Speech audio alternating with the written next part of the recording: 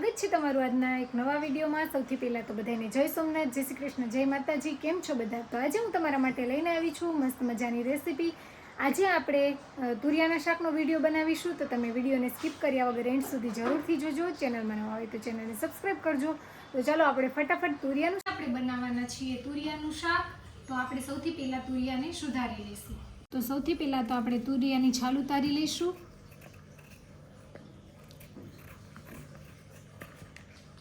તો આપણે આવી રીતે બધા તુરિયામાંથી છાલને ઉતારી લઈશું। આપણે તુરિયાની છાલ ઉતારી લીધી છે, તેને આપણે ઝીણું ઝીણું સુધારી લેવાનું છે।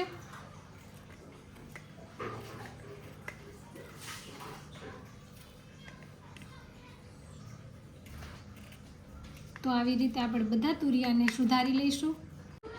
સૌથી પહેલાં આપણે લસણને વાટી લઈશું। સૌથી પહેલાં તો આપણે કડાઈમાં તેલ લઈશું।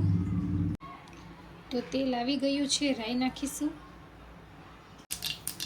તો રાઈ સંતળાઈ ગઈ છે, જીરું એડ કરીશું, ચપટી હિંગ ઉમેરીશું, ત્યારબાદ વાટેલું લસણ ઉમેરીશું, સુધારેલા તુરિયા એડ કરીશું, બરોબર મિક્સ કરી લઈશું।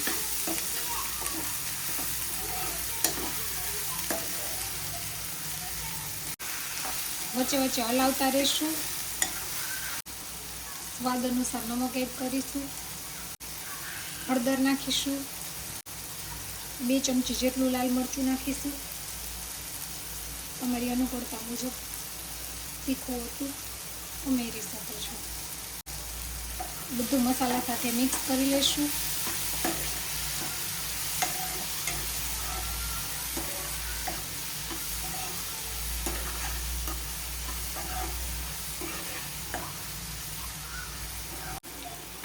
થોડી થોડી વારે હલાવતા રહીશું।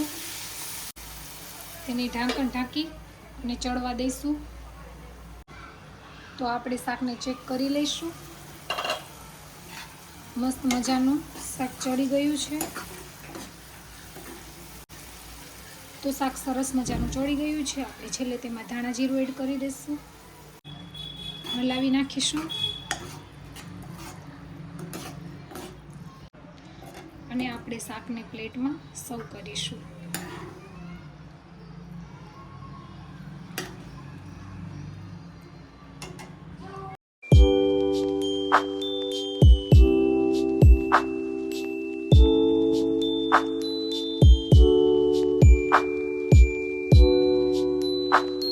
તો ફેમિલી, આજની આ રેસીપીનો વિડીયો તમને કેવો લાગ્યો તે કોમેન્ટ કરીને જણાવજો।